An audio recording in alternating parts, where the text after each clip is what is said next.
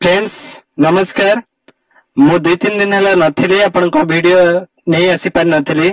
Friends देखंतु जो माने हमें देखे आसु आधार केंद्र रे जो वीडियो करूचंती आपनकर आधार हेनी आपण निजे केमिति आपण मोबाइल मध्ये चेक करि परिबे ता प्रोसेस मध्ये हमें ए वीडियो रे आपण को जणाइ देबो। फ्रेंड्स आपण लैपटॉप रे मध्ये निजे चेक करि परिबे केमिति चेक करि पारे तार प्रोसेस मध्ये हमें ए वीडियो रे जणाइबो।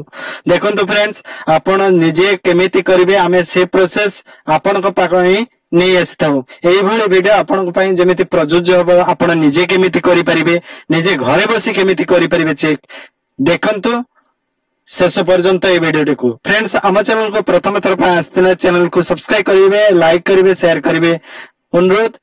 देखंतु मु एबे स्क्रीन ऊपर को जाउची स्क्रीन ऊपर आपण सर्च करेंगे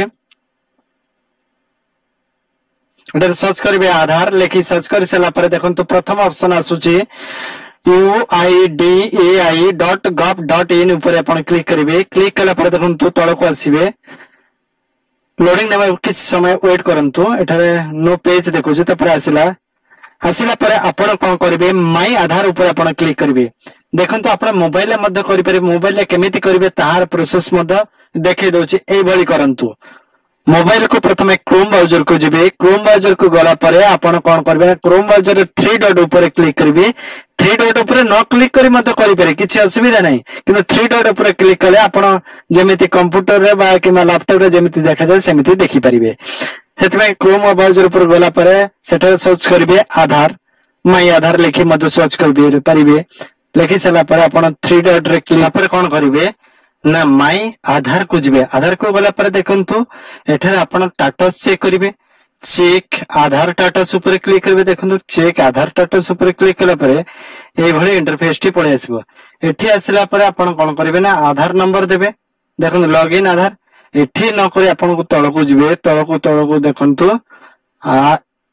चेक एनरोलमेंट अपडेट्स देखंतु चेक एनरोलमेंट अपडेट्स स्टेटस आपण को जो आधार केंद्र रे आपण को देथिला अपडेट रो फॉर्म टी सेठी आपण को प्रथमे 4टा तापर 5टा तापर 5टा जो नंबर थिला देखंतु मु एठारे क्लिक करी आपण को देखाइ दोछि। एठारे आपण क्लिक करिवे क्लिक कला पर देखंतु एभली इंटरफेस टी आसी जिवो। आसी गला पर कोन करिवे एठी 14टी नंबर देबे प्रथम 4टी तापर 5टी तापर 5टी नंबर अछि देखि एनरोलमेंट नंबर टी दे देबे। देला पर एठारे आपण क्लिक करिवे एठारे तारीख जो तारीख आपण सिलेक्ट करथिबे सही तारीख को देबे।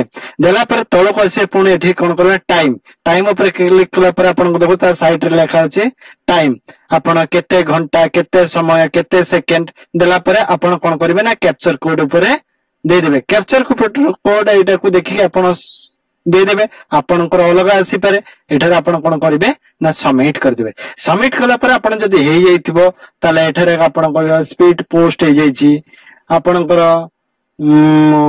जदी प्रोसेसिंग रे थिबो आपण कोन करिवे ना तळ को टिके आसीबे देखो एठार लेखा रहितबो आपण को प्रोसेसिंग रे अछि कि स्पीड पोस्ट हेछि जहा थिबो स्टेटस एठारे तळ को शो करिवो।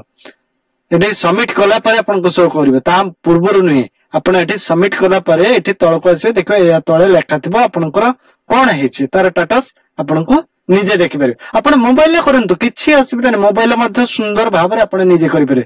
देखंतु फ्रेंड आपण हम चैनल को जदी प्रथम थर पय आछंती चैनल को सब्सक्राइब करंतु बेल आइकन को दबांतु शेयर करंतु लाइक करंतु। आमे आपण को पय आपण केमिति निजे घर बसी करिवे आपण केमिति लंबा लाइन रे न रही आपण घर बसी केमिति चेक करिवे ता प्रोसेस आपण को बते देलु। फ्रेंड्स आउ किछि जानि बार थिले हमको कमेंट करिवे। थैंक यू जय हिंद।